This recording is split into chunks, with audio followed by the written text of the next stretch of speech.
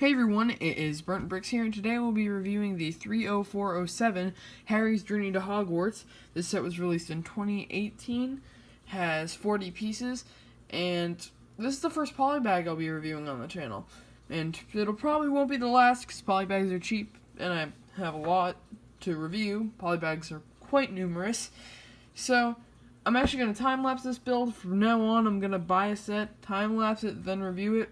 Previously, I've just been reviewing sets I've already had built, which is why there hasn't been a time-lapse.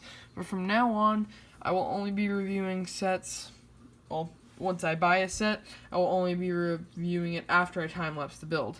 So, without any further ado, let's get into the time-lapse.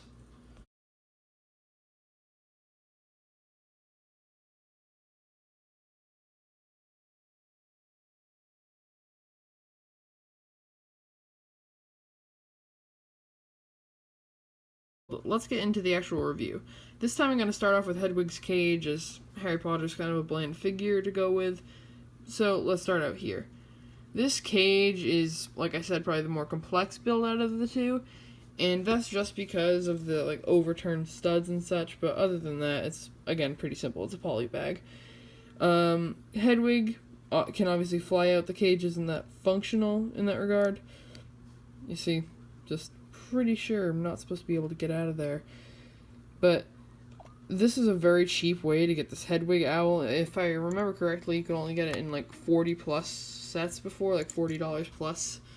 So that's pretty good. This cart is just so adorable to me because, I don't know, I always found that scene in the movie cool, and previously this cart only came in like bigger sets like the Hogwarts Express.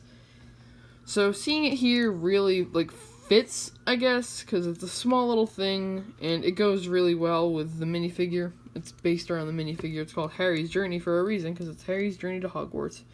The cargo on it includes this little cauldron piece, which is a recolor of the pumpkin bowl piece from the CMF Halloween series, if I remember correctly.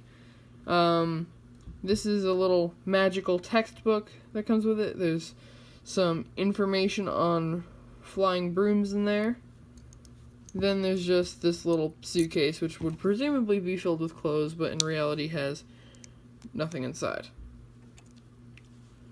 Now let's move on to the Harry Potter minifig, and it's the only minifig in this poly bag, because I don't think there's ever been a poly bag with more than one minifig.